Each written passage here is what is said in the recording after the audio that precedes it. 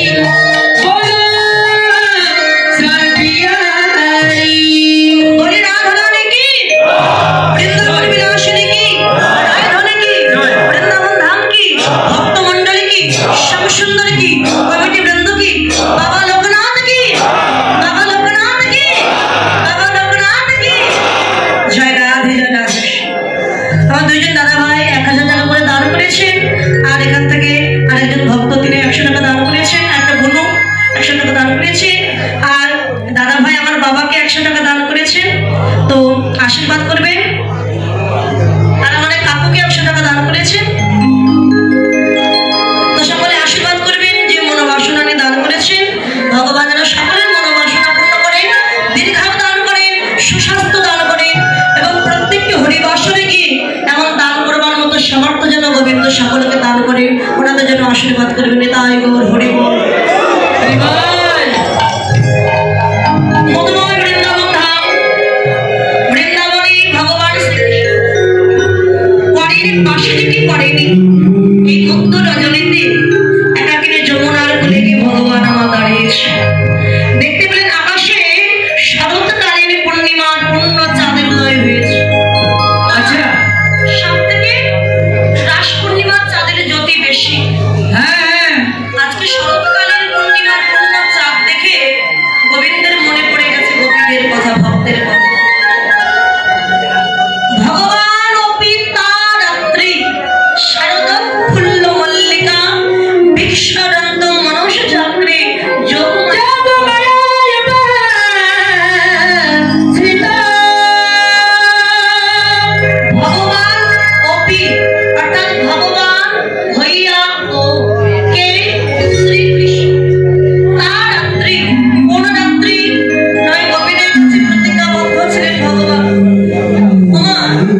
আপনারা কার্তিক মাস দামোদর মাস পালন করেন তো? অনেক বাবার মায়ের আছে।